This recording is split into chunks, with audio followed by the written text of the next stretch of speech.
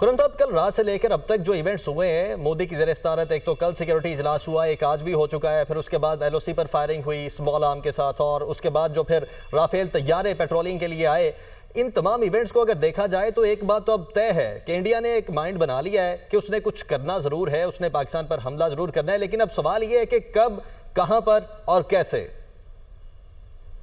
جی بہت شکریہ۔ I think دیکھیں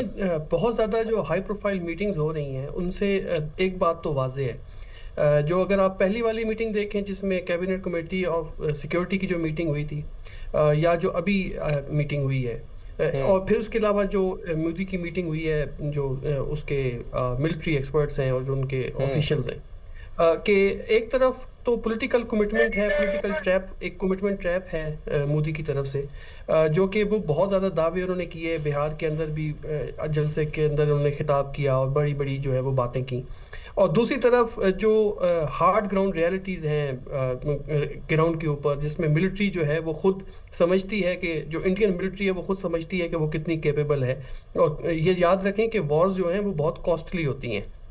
سو آپ کو ایک کلیئر ڈیوائڈ نظر آئے گی جہاں پہ ملٹری جو ہے ان کی وہ ابھی تک جو ہے وہ کھل کر سامنے نہیں آ رہی، بٹ اس کو لگتا ہے کہ مودی جو ہے یا جو بی جے پی کی گورنمنٹ ہے وہ دھکیل رہے ہیں towards a war, number one. Number two, اگر آپ دیکھیں تو ایک اور جو ان سارے معاملات کے اندر 22 اپریل سے اب تک جو چیز سامنے آئی ہے وہ یہ آئی ہے کہ جو ایکسپلشن تھی ہمارے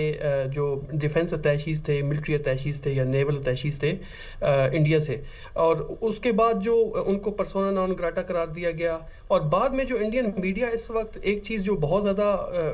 ابھار رہا ہے، جس کے اوپر وہ بہت زیادہ انسٹیگیٹ کر رہا ہے، وہ ٹرائی کر رہے ہیں کسی طریقے سے جو عسکری ادارے ہیں ان کو سنگل آؤٹ کیا جائے پاکستان کے اندر،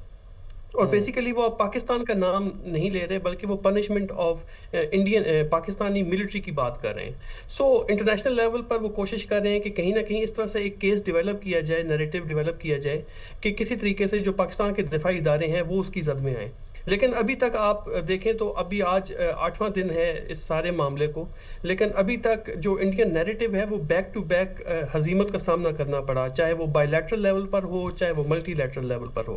جو یو این سیکیورٹی کونسل کی ریزولوشن تھی اس کا جو ٹیکسٹ تھا وہ ڈائلیوٹ ہوا، پھر اس کے علاوہ جو ایکسپیکٹیشن تھی کہ شاید جو ویسٹرن کمیونٹی یو ایس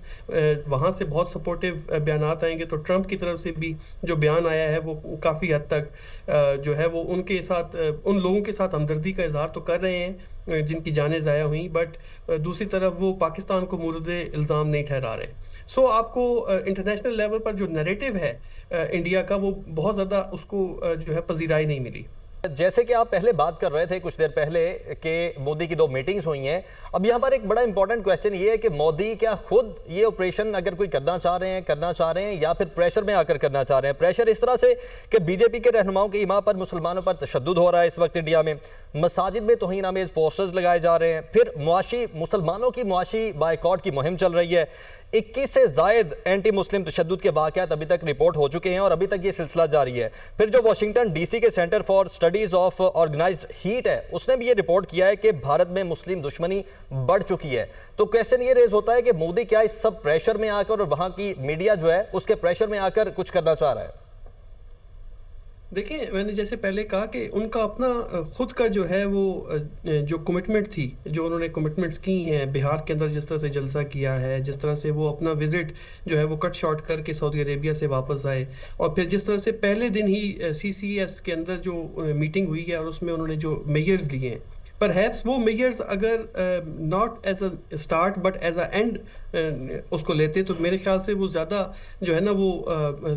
ایک سمجھا جاتا ہے کہ شاید بہتر تھا، کیوں، لیکن انہوں نے جو اسٹارٹ ہی لیا ہے وہ بہت بڑے لیول پر ایسکلیشن سے شروع کیا ہے، نمبر 1۔ نمبر 2، جو آپ بات کر رہے ہیں کہ ایک جو انفارچونیٹ جو وہاں پر اس وقت صورتحال پیدا ہو چکی ہے انڈیا کے اندر اقلیتوں کے خلاف، خاص طور پر مسلمانوں کے خلاف،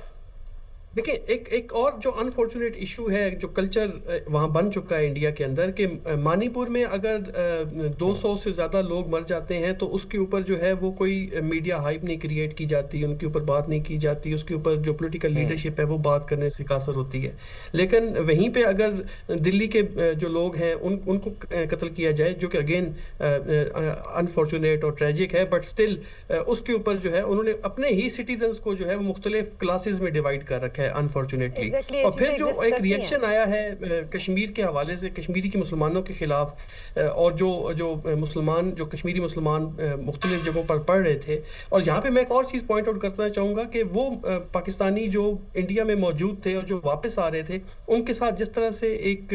सलूक किया गया है वापसी पे, उनको जिस तरह से सिक्योरिटी चेक से गुजारा गया है, जिस तरह उनके साथ जो है ह्यूमिलिएटिंग एक सलूक किया गया है, वो भी मेरे ख्याल में पाकिस्तानी condemnable सफारत है। खाने का जो हमला था, वहां के मीडिया ने उनके साथ बदतमीजी की है बॉर्डर पर, मीडिया ने। और जी, तो सफारत खाने के अमले के अलावा जो आम शहरी हैं, जब वो वापस आए हैं वाघा बॉर्डर पे और जो मुख्तलिफ फ़्लाइट्स के ज़रिए, तो उनके साथ बहुत ही ह्यूमिलिएटिंग